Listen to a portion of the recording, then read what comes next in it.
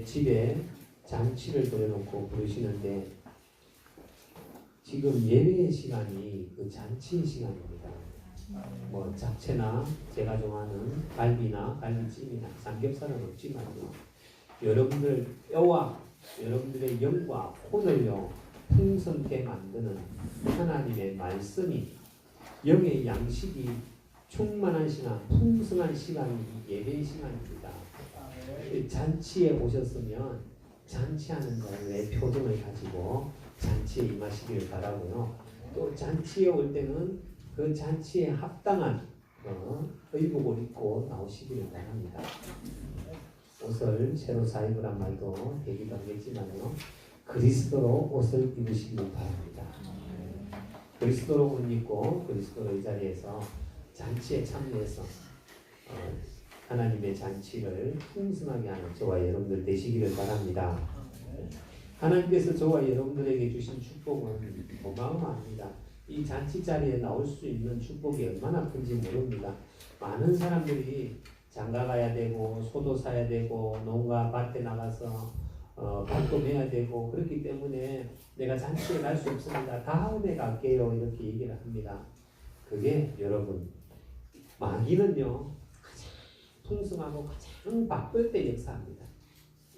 가장 바쁠 때 여러분들을 그렇게 유혹을 해서 그 평화롭고 안식이 있고 그리고 행복하고 기쁨이 있고 즐거움과 만족이 있는 그 에덴 동산에서 쫓아내버립니다. 그래서 류 목사님이 그랬다고 그러지 않습니까? 늘 새벽기도 나오시던 분이 사업이 잘 되다 보니까 어느 날 스리파 소리가 안 들립니다. 스리파 소리가 안 들려서 왜 그런가 했더니 사업이 너무 잘 되고 바빠가지고 주일날도 못 나올 만큼 그렇게 바빠졌대요. 그러면 제가 기도해 드릴까요? 안 바쁘게 기도해 드릴까요? 그랬더니 아닙니다. 그랬다고 그러지 않습니까? 여러분 바쁠수록 더욱더 하나님의 잔치에 내가 가야 된다라는 그 약속을 놓치지 마시기를 바랍니다. 하나님께서 잔치 자리에 오시는 여러분들에게 제일 먼저 주신 축복이 뭐냐면 구원입니다. 이 축복은 모든 사람에게 주어진 것입니다. 모든 사람에게. 왜 모든 사람에게 이 구원의 축복이 주어졌을까요? 모든 사람이 성경은 얘기합니다. 모든 사람이 죄 가운데 있다라고 얘기합니다. 이 죄를 뭐라 그럽니까? 원죄라고 그러죠. 또한 조상의 죄, 조상죄라고 그러죠. 그리고 자범죄가 있습니다. 이렇게 죄가 있는데 이 죄 가운데 빠져 있기 때문에 잔치 자리에 올 수가 없습니다. 하나님 나라에 들어갈 수가 없는 겁니다. 하나님의 축복을 누릴 수가 없는 겁니다. 영적인 것은 도저히 모르게 된 겁니다. 이 죄 때문에. 이 죄의 제공자가 누굽니까? 죄의 제공자. 제공자가 사탄이라고도 하고 마귀라고도 합니다. 또 사탄 마귀는 뭘 부리고 다닙니까? 귀신을 부립니다. 이들이 하나님을 떠나게 만드는 죄를 짓게 만드는 장본인들입니다. 그럼 이 죄가 뭐냐? 죄가 뭐냐 했을 때 요한복음 16장 9절에는요. 너희가 나를 믿지 않는 것이 죄다라고 얘기합니다. 너희가 나를 믿지 않는 것이 죄다. 우리가 언제 예수님을 알았습니까? 예수님은 그 당시에 태어나지도 않았는데요. 예수님을 믿지 않았다라는 증거가 어디 있습니까? 요한복음 1장에 보면 태초에 말씀이 계셨다. 그 말씀을 믿지 않은 겁니다. 그 말씀이 육신이 되어서 오신 겁니다. 육신으로 나지 않았지만 그 당시에도 계셨다는 겁니다. 그것을 안 믿었다는 겁니다. 나는 율법을 다 지켰는데요. 예수 믿으라고 율법을 주신 겁니다. 메시아, 그 당시에는 메시아거든요. 메시아를 믿으라고 주신 것이 율법입니다. 아니 나는 선악과를 안 따먹었지 않습니까? 여러분 시편 107편 10절로 11절에 보면 선악과 따먹는 걸 뭐라 그러는 것이 아니라 하나님의 말씀을 멸시했다고 그랬습니다. 하나님의 뜻을 거역한 것이 죄입니다. 하나님의 뜻이 뭡니까? 하나님의 말씀이 뭡니까? 여러분, 하나님의 말씀은요, 예배의 자리에 나오라는 겁니다. 하나님의 말씀은요, 죄를 지은 사람에게 예배를 드리라는 겁니다. 그 예배를 통해서 죄사함을 받으라는 겁니다. 그 최초의 예배자가 누구였습니까? 아벨이지 않습니까? 그죠? 아벨이 예배를 드린 거예요. 물론 아담과 하와가 예배드렸다라는 얘기는 없지만 아담과 하와도 예배를 드렸겠죠. 그러니까 그 자식인 아벨이 예배를 드린 겁니다. 하나님의 그 뜻이. 그래서 히브리서 10장에는 말세가 되면 모이기를 패하는 어떤 사람들과 함께하지 말라고 얘기합니다. 분명히 망하게 돼 있습니다. 그래서 예배에 목숨 걸으라고 그랬지 않습니까? 아벨이 예배에 목숨 건 것처럼 우리 또한 목숨 걸어야 됩니다. 다니엘이 예배에 목숨을 걸었던 것처럼 우리 또한 예배에 목숨을 걸어야 됩니다. 그것이 우리가 사는 겁니다. 그것이 하나님의 뜻입니다. 하나님의 뜻을 거역한 것, 그게 죄입니다. 이 마귀 사단이요, 끊임없이 아담과 하와는 선악과를 따먹게 했고 선악과를 따먹어서 하나님의 뜻, 하나님의 말씀을 거역하게 했지만요, 지금 우리는요, 하나님의 말씀을 듣지 못하게, 예배를 드리지 못하게 그 뜻을 거역하게 만드는 겁니다. 그래서 죄를 짓게 만드는 거예요. 그런데 대부분의 사람들이 예배 빠지는 것을 굉장히 우습게 생각합니다. 예배 안 드리는 것을 굉장히 쉽게 생각해요. 예배 안 드리는 건 하나님의 뜻을 거역하는 겁니다. 어쩌면요, 선악과를 따먹는 것과 똑같은 겁니다. 우리 인간을 만드신 하나님의 첫 번째 목적이 뭡니까? 예배하기 위함입니다. 하나님께서 7일날에 쉬었다 그랬죠. 쉬었다라는 그 의미가 뭐냐면 자기가 영광 받으실 그 자리에 앉으셨다라는 겁니다. 7일날은요, 모든 피조물을 통해서요, 영광 받으시는 날이 예배 쉬는 날이에요. 안식일 날입니다. 그런데 그 영광을 받으시고 하나님께서 우리 인간에게 축복을 주시는 날이 제7일째입니다. 그래서 7일날은 하나님의 축복이 7배나 더하여지는 날이 7일째입니다. 그걸 아시고 예배 꼭 승리하게 되시기를 바랍니다. 그 죄의 결과가 뭡니까? 죄의 결과. 그 죄의 결과는 우리 창세기 3장 16절로 19절에 사람이 저주를 받고 땅이 저주를 받은 겁니다. 모든 것이 저주를 받았습니다. 그리고 에베소서 2장 3절에 본질상 진노 아래 놓여 있는 겁니다. 진노 아래 살다가 결국은 히브리서 9장 27절 사망에 이르고 계시록 14장 9절로 10절에 영원한 지옥 형벌을 받는 것이 죄의 결과입니다. 문제는 뭐냐면 인간이 이 땅에 삶을 살아갑니다. 그런데 하나님을 떠나서 삶을 살아갑니다. 그래서 오늘 신명기 28장을 펴놓으시기 바랍니다. 신명기 28장 구약성경 306페이지에 있습니다. 구약성경 306페이지 신명기 28장 15절로 68절에 하나님을 떠나버린 인간의 삶입니다.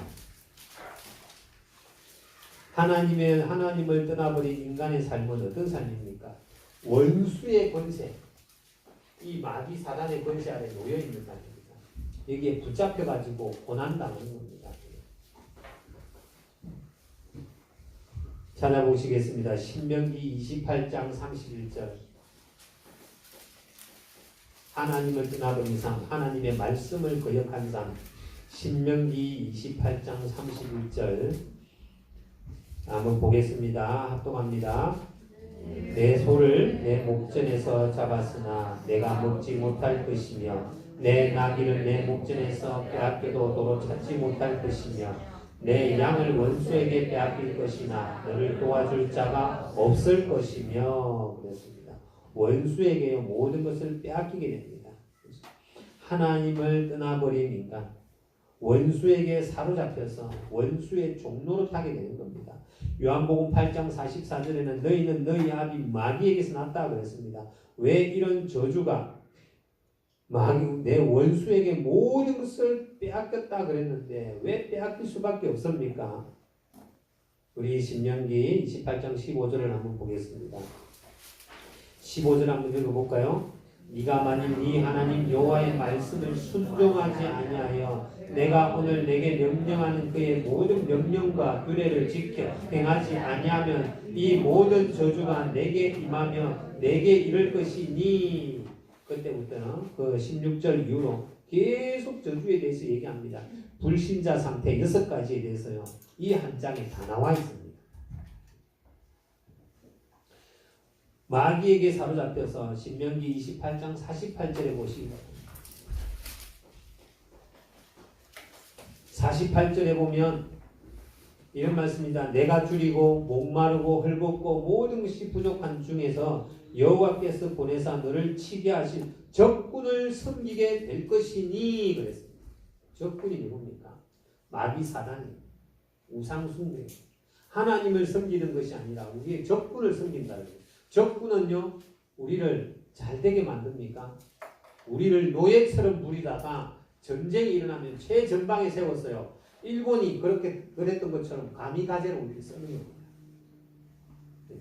총알 바지로 쓰는 그렇게 안 죽으면요 노동시키다가 죽였거든요. 일본 애들이 전쟁에 졌을 때 어떻게 했습니까? 군함도 보셨습니까? 영화 군함도 거기에 노동을 시키고 철수할 때 다 죽이려고 했지 않습니까? 그죠? 딱 그런 자리거든요. 그게 원수를 섬기는 모습입니다. 우상 숭배에 빠지게 되는 겁니다. 그게 하나님을 떠나버린 인간, 원수에게 사로잡혀 있는 우리의 모습입니다. 에베소서 2장 2절에는 이것을 분명하게 기록해 놓기를요. 세상 신을 섬긴다 그랬습니다. 세상 풍속을 따른다 그랬고 28장 28절 29절 보겠습니다. 신명기 28장 28절 29절 28장 28절 29절 한번 읽어보겠습니다. 여호와께서 또 너를 미치는 것과 눈머는 것과 정신병으로 치시리니 맹인이 어두운 데에서 더듬는 것과 같이 내가 백주에도 더듬고 내 길이 형통하지 못하여 항상 압제와 노략을 당할 뿐이니 너를 구원할 자가 없을 것이냐 그랬습니다. 정신병에 시달리는 거예요. 정신병에 시달리다 보니까 어떡합니까? 마음에 평안이 없어서 백주에도 흔들거리고 다닙니다. 왜 그렇습니까? 취했거든요. 죄에 취했고 술에 취했고 마약에 취했고요. 백주에도 비틀거리고 다니는 거예요. 여러분 이 정신문제 있는 사람들 백주 한번 보시기 바랍니다. 소리 지르고 저기 마산역인데 가니까요. 민망하게도 여자분이 호나당 벗고 그냥 누워있어요. 길거리에 그 흔한 대낮에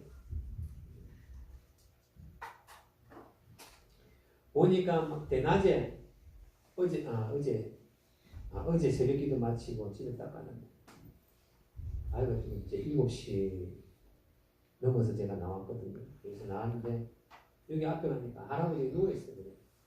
신발 다 벗고 그냥 누워있어요. 여러분 하나님 떠나면요 인간이 그렇게 됩니다. 백주예요. 정신과 마음의 평안이 없습니다. 그래서 예수님께서 수고하고 무거운 짐진 자들아 다 내게로 오라고 그랬지 않습니까? 그게 하나님 떠나버린 인간의 모습, 하나님의 뜻을 거역하고 하나님을 멸시한 인간의 모습입니다. 하나님 떠난 불신자의 모습인 거예요. 그래서 아이고 저 사람이 대낮에 또 술 챘네 그런 게 아니라 술이 챈 게 아니라 하나님 떠났기 때문에 평안이 없습니다. 그렇기 때문에 술로 달래는 거예요. 즐거움과 행복이 없기 때문에 만족이 없기 때문에 외롭기 때문에 그것이 하나님 떠나버린 인간의 모습입니다. 67절에도 그렇게 기록해 놨습니다. 67절에 보면 네 마음의 두려움과 눈이 보는 것으로 말미암아 아침에는 이러기를 저녁이 됐으면 좋겠다 할 것이요 저녁에는 이러기를 아침이 됐으면 좋겠다. 왜 그럴까요? 잠이 안 와요. 불면증이요. 잠을 못 자는 겁니다. 낮이 되면요. 또 오늘 하루 어떻게 살아갈까? 또 밖에 나가서 일해야 되나? 지겹다. 빨리 잠이 되면 나 잠이나 잤으면 좋겠다. 밤이 됐어. 늘 눈은 벌벌 해가지고 피곤이 쩔었어요. 그런데 어쩔 수 없이 나가서 일하는 거예요. 밤이 되니까요. 또 커피를 많이 마시고 잠 깨려고 잠이 안 와요. 이게 인간의 모습입니다. 하나님 떠나버린 인간의 모습. 늘 염려 근심에 사로잡혔어요. 어떤 오늘 라디오를 들어보니까 사람이 뭐 7가지 영양 7가지가 안 되면 이 뇌에 어떤 분비물이 빠져나와가지고 7가지 현상이 나타나는데 그 중에 하나가 잠을 못 잔대요. 그 얘기를 하는데 잠을 못 자고 또 발이 되게 뜨거워진대요. 혹시 나는 자는 중에 평상시면 흘러다닐 때는 모르겠는데 자려고 보면 발이 뜨끈뜨끈한 사람이 있죠. 그래가지고 어떡하냐. 차가운 벽에다가 발을 얹어놓고 어떤 사람은 쇠 위에다가 얹어놓고 돌 위에다가 얹어놓고 그렇게 발이 뜨거우니까 잠을 못 자요. 태양을 적게 쐬서 그렇게 얘기를 하니까 김한석이라는 사람이 그렇게 얘기를 하더라고요. 저는 그 7가지가 다 포함되어 있습니다. 심각하면 빨리 병원에 가라 그러더라고요. 근데 왜 그러냐고 했더니 잠을 자려고 생각하다가 갑자기 불을 딱 끄놓으면 엄마가 돌아가셨는데 엄마랑 지냈던 그 옛날에 과거들이 싹 떠올라고 그걸 생각하다 보면요 밤이 다 지나가고 잠을 못 자요. 그래서 불면증이 늘 시작돼요. 낮에는 피곤하고 밤에는 눈이 끄덕끄덕 잠도 못 자고. 이게 인간의 모습이에요. 하나님 떠나버린 인간의 모습. 여러분들은 잠 잘 오시죠? 얼마나 잘 왔든지 예배 시간에도 잘 와야 돼요. 예배 시간에 어찌 잠이 잘 오는지 하나님 은혜가 크시죠. 이게 하나님 떠나버린 인간의 모습입니다. 또 불신자 상태의 6가지 중에 6가지 중에 신명기 28장 21절로 23절 보겠습니다. 21절에서 23절을 한번 읽어볼까요? 자, 21절에서 23절 합동합니다. 여호와께서 내 몸에 염병이 들게 하사 내가 들어가 차지할 땅에서 마침내 너를 멸하실 것이며 여호와께서 폐병과 열병과 염증과 학질과 풍제와 썩는 재앙으로 너를 치시리니 이 재앙들이 너를 따라서 너를 진멸하게 할 것이라. 내 머리 위에 하늘은 노시 되고 내 하늘의 땅은 철이 될 것이며. 하늘이요 노시 된대. 여러분 하늘이 노랗다는 말 들어봤죠? 기운이 하나도 없는 거야. 기운이 진이 다 빠진 거예요. 그러면 하늘이 노랗게. 땅이 철이 된다. 땅이요 흙을 박으면 약간 그 쿠션이 있어가지고 우리 몸에 충격을 들어주거든요. 쇠가 되는 거예요. 그럴 때마다 피곤해요. 조금만 걸어도 피곤하고 조금만 걸어도 무릎에 무리가 오고. 이게 인간의 모습입니다. 하나님 떠나버린 인간의 모습. 하나님의 말씀을 거역한 것. 예수 그리스도를 부정한 것. 예수 그리스도를 멸시한 것. 그거로 인해서 나타나는 것들입니다. 그런 다음에는요. 신명기 28장 18절 한번 보겠습니다. 18절 거기에 있죠. 합독합니다. 내 몸의 소생과 내 토지의 소산과 내 소와 양의 새끼가 저주를 받을 것이며. 후손을 얘기하는 겁니다. 심지어는 내가 기르는 가축의 후손까지도, 심지어는요 내가 농사하는 그 씨앗까지도 저주를 받는 겁니다. 또한 여기에 대해서 32절에 한번 보십시다. 32절에 제가 읽어드릴게요. 내 자녀를 다른 민족에게 빼앗기고 그랬습니다. 종일 생각하고 찾음으로 눈이 피곤하여지나 네 손에 힘이 없을 것이며. 우리가 자녀를 찾고 렘넌트를 찾고 제자를 찾지만요 하나님을 멸시하고는요 절대로 제자 안 나옵니다. 절대로 렘넌트 안 나옵니다. 예배를 멸시하는데 어떻게 내 자녀가요 렘넌트가 될 수 있겠습니까? 하나님의 말씀을 무시하는데 훈련받는 걸 아주 우습게 생각하는데 어떻게 내 렘넌트들, 내 자녀들이 렘넌트가 될 수 있겠고 제자가 될 수 있겠습니까?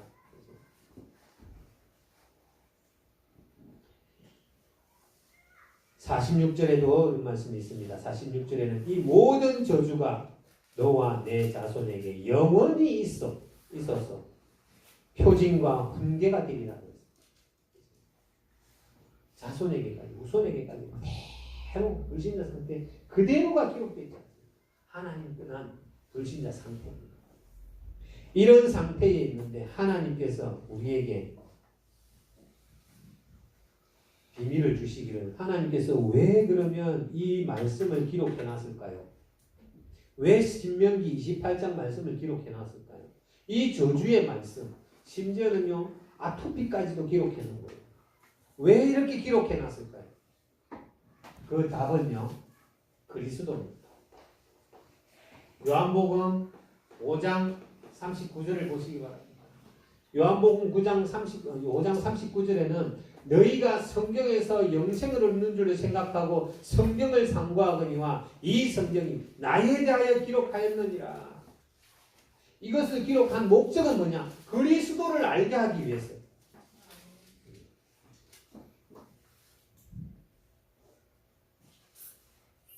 그래서 이 그리스도를 통해서 요한복음 3장 16절 믿고 영생을 얻는 겁니다. 이 자리에서 구원받게 만드는 것이 하나님의 성경의 기록 목적입니다.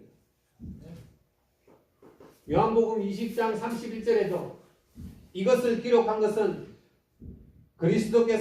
예수님께서 하나님의 아들 그리스도이심을 믿게 하려 하며 또 그 이름을 힘입어 구원을 얻게 하는 것이 이 기록 목적이라고 얘기하고 있습니다. 여러분들에게 구약 성경에 보면요 저주에 대해서 굉장히 많이 나와 있습니다. 이스라엘 백성들이요 아수르의 블레셋의 바벨론의 저 애국의 저주를 받고 있습니다. 얼마나 큰 저주를 받냐. 사울이 자살을 하고 엘리 제사장의 아들들이 전쟁에 나가서 죽고 이런 저주를 왜 기록해놨냐? 그리스도라고. 예수를 아시라고요. 왜 그렇게 나에게 문제가 있습니까? 그 거울을 삼아서 그것을 거울로 삼아서 그리스도께 나아가라. 하나님께서 이 저주 가운데서 해방받는 비밀을 주셨는데 그게 그리스도라는 거예요. 우리가 아직 죄인 되었을 때에 그리스도께서 우리를 위하여 죽으심으로 하나님께서 우리에게 대한 자기의 사랑을 확증하셨느니라 그랬습니다. 그래서 성경을 이것을 기록한 것, 이것이 너희들이 저주가 너희들에게 왜 질병이 있는 줄 아니? 원죄가 있단다. 그 원죄를 그리스도께서 해결하셨단다. 믿기만 하면 돼. 질병은 안 나을지 몰라도 그 질병 때문에 네가 원죄를 알게 된 거고 그 원죄를 알므로 네가 그리스도께 나아갈 수 있게 만드는 것이 지금 네가 가지고 있는 질병이 축복이라는 거예요. 사고가 없으면 우리는요 죄라는 걸 못 깨달아요. 겸손해지지를 않아요. 그리고 그리스도의 필연성을 못 느껴요. 그래서 우리에게 질병과 아픔과 고통과 경제의 어려움이 왜 있냐? 죄가 있다는 것을 알게 하려고. 그리고요 그리스도께 나아가라고. 문제를 통해서 그리스도를 바라보라는 겁니다. 그래서 문제는 축복이라는 겁니다. 왜 내 새끼들은 말을 그렇게 징그럽게 안 듣습니까? 이 새끼 죄가 있거든. 이 새끼도 그리스도께 나아가야 돼. 네가 걔를 낳거든. 네가 난 죄의 씨야. 그렇기 때문에 너도 그리스도를 바라봐야 돼. 그래서 자식이 말을 안 듣는 거예요. 그리스도께 나아가라고. 그리스도를 바라보라고.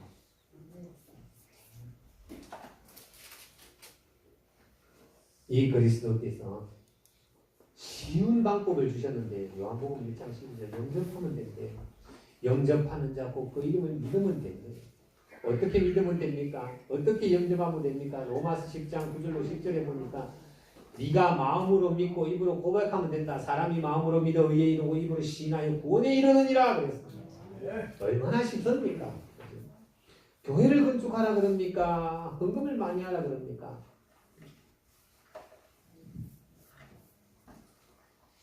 하나님께서 이 쉬운 방법을 주셨어요. 이렇게 하면 어떻게 되는데요? 계시록 3장 20절 그리스도께서 내 안에 들어와서 나와 더불어 먹고 산답니다. 얼마나 감사한 겁니까? 이 쉬운 방법이 있는데 우리는요 에베소서 1장 7절 예수 그리스도의 십자가의 보혈로 인하여서 우리는 구원을 받았습니다. 그의 피로 말미암아 속량 곧 죄사함을 받았습니다. 그리스도의 십자가의 피로만 우리는요 이 문제에서 빠져나올 수 있는 겁니다. 믿으시길 바랍니다. 그래서 성경은 또 이렇게 얘기합니다. 로마서 8장 1절로 2절에 보니까 그리스도 예수 안에 있는 자는 결코 정죄함이 없나니 이는 그리스도 예수 안에 있는 생명의 성령의 법이 죄와 사망의 법에서 그랬습니다. 이게 죄와 사망의 법이 이 법에서요 해방하였느니라. 하나님께서 우리에게 주신 유일한 해답 그리스도. 저와 여러분들이 흑암문세에서 승리하는 유일한 답 그리스도. 그리스도께서 요한일서 3장 8절에 보니까 하나님의 아들이 나타나신 것은 마귀의 일을 멸하게 하시리라 그랬습니다. 그분이 성령으로 우리의 마음속에 우리의 삶 속에 주인으로 함께 계시는 겁니다.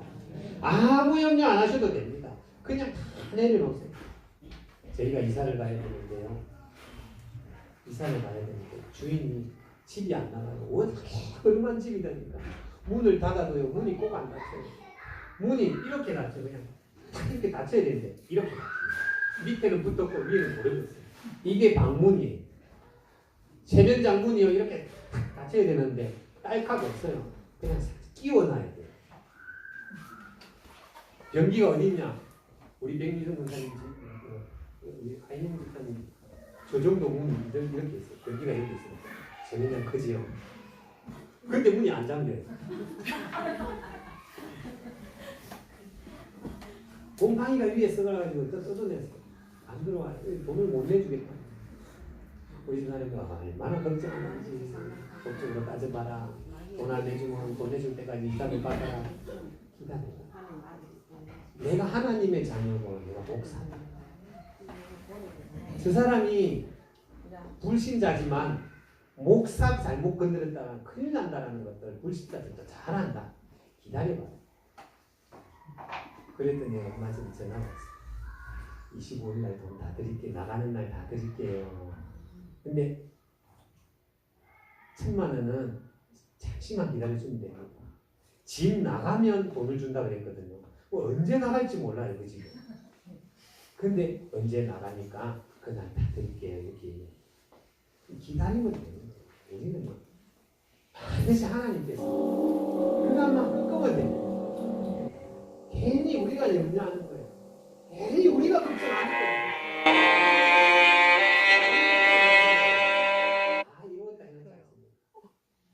승리하시기를 바랍니다. 베드로전서 3장 18절에는 왕 선지자 제사장이 다 했어요. 그리스도께서 죄가 없는데 죄 없으신 분이 불의한 자를 대신해서 의인으로서 불의한 자를 대신해서 십자가에 죽으시고 부활하심으로 불의한 자인 우리를 죄인을 하나님께로 인도하려 하심이라고 했습니다. 하나님 떠나버린 저와 여러분들을 하나님 만날 수 있도록 우리를 이끌어 가십니다. 인도한다는 거예요. 내비게이션 잘못하면요 틀리잖아요, 그죠? 길 잘못하게. 근데요 예수님이 인도하시면요 내비게이션 잽도 안 됩니다. 정확하게 길 모르는 할머니들, 길 모르는 사람들 저는 길 안내하면요 제가 데리고 갑니다. 여기입니다. 안 돼요. 그것처럼요 예수님은요 천국 가는 길을 정확하게 하나님께 축복받는 길을 정확하게 안내하시는 줄 믿으시기 바랍니다. 이럴 때 역사 일어납니다. 이 축복을 저와 여러분들이 부여받은 겁니다. 하나님께서 그 축복과 함께 저와 여러분들이 날마다 마태복음 16장 16절로 18절 주는 그리스도시요 살아계신 하나님의 아들이심을 고백하게 하시고 그 고백한 자에게 만석 같은 축복을 허락하십니다. 이게 무슨 말이냐면요. 흔들리지 않겠다는 말이 아니고요. 여러분들을요, 붙잡아 주겠다라는 말이에요. 여러분들이 흔들리는 게 아니라, 여러분들이 굳건히 서는 게 아니라, 하나님께서 붙잡아 주시겠다라는 거지, 여러분들이 반석이라는 소리가 아니에요. 반석에서 샘물 난다고 그러잖아요. 반석은 누군데요? 예수님이잖아요. 예수님이 우리를 붙잡아 준다라는 거예요. 붙잡아서 어떻게 하고요? 음부의 권세가 이기지 못한다라는 말은 이게 아무리 넘어뜨리려고 시험을 해도요, 시험 들지 않겠다라는 겁니다. 그리고 천국 열쇠를 준다는 겁니다. 이 축복을 부여받았습니다. 이제는 더 나아가서 베드로전서 2장 9절에 보니까 하나님의 빛, 기이한 빛을 선전하기 위해서 우리를 불렀다는 거예요. 세계를 살릴 수 있는 빛으로 우리를 불렀다고 그러고요. 이제는요, 사도행전 1장 8절에 정인으로 살아갈 수 있도록 증거 주겠다라는 겁니다. 이 운동을 하는 것이 다락방입니다. 이 운동을 하는 것이. 그래서 다락방에는요, 누구든지 초대해야 됩니다. 오늘 제목이 다락방 공부의 초대 대상자라고 합니다. 누구든지 와야 됩니다. 어떤 사람이 와야 되냐? 새신자, 낙신자, 태신자, 불신자, 종교인 다 와야 됩니다. 왜냐? 모든 사람이 죄 가운데 빠져있기 때문입니다. 모든 사람이 사단 마귀 귀신에게 사로잡혀서 종로로 타고 있기 때문입니다. 모든 사람이 하나님을 떠나버린 저주와 재앙, 진노 아래 놓여있기 때문입니다. 거기에서 빠져나오는 길은 그리스도요. 그 그리스도를 전가하는 곳이 다락방입니다. 그래서 누구든지 다락방에 초대받아야 돼요. 그러나 여러분들이 반드시 기억해야 될 것. 이 대상자가 오면요. 대상자가 있습니다. 근데 끝까지 데리고 와야 되는 분들도 있지만요. 기다려줘야 되는 분들도 있습니다. 그래서 모든 대상자에게는 하나님의 시간표가 있다라는 겁니다. 그 시간표가 언제인지 모르기 때문에 우리는 가끔 그리고 분위기 보고 상황을 보고 환경을 보고 기다려주는 겁니다. 그래서 여러분들이 전도 대상자들, 다락방에 초대할 모든 대상자들에게는 절대적으로 하나님의 시간표가 있다라는 거. 잊지 마시기 바랍니다. 그리고 이 모임을 할 때, 이제 다락방 모임을 할 때 우리가 참고해야 될 사항들이 있습니다. 항상 기억하고 참고해야 될 사항 세 가지. 세 가지가 있는데요. 다락방 공부에는요. 반드시 여러분들이 다락방 하실 때 그 자리에는 새신자. 다락방을 안 해보시는 모르죠. 이 다락방은 해보신 분들도 계시겠지만 다락방은요. 자꾸 뭐가 있는 현장 교회이기 때문에요. 자꾸 부흥이 일어나게 돼요. 근데 우리 교회도요. 가끔은 새신자가 오잖아요. 그것처럼 여러분들이 다락방을 할 때 그 자리에는 반드시 새신자가 있다는 걸 생각하고 가셔야 돼요. 혹시나 오늘 내가 1대1로 다락방을 한다 해도 혹시 거기에 이 사람이 새 가족을 데려올 수도 있다는 생각을 가지고 가셔야 돼요. 그렇기 때문에 나는 메시지를 준비하면서 뭐가 필요하다? 반드시 구원의 길이 필요하다.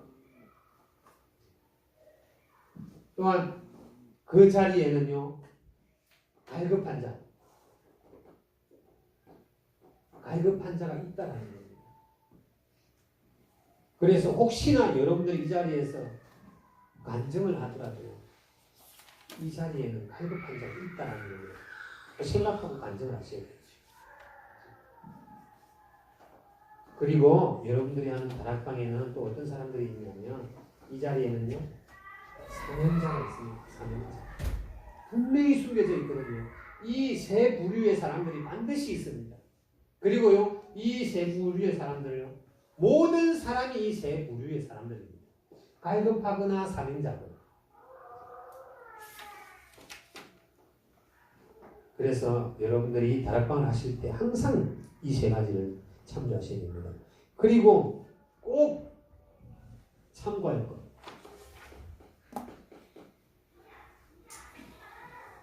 참고할 것이 있습니다.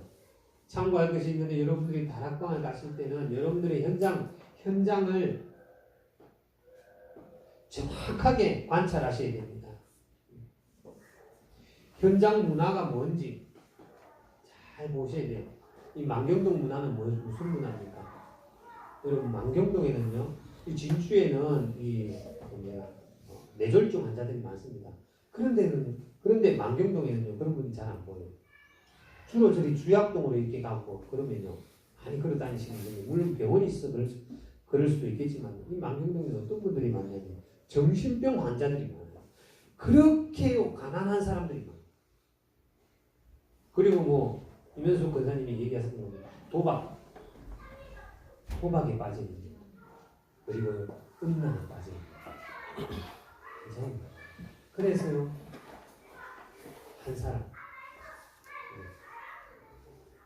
혼자 사시는 분이 많아요.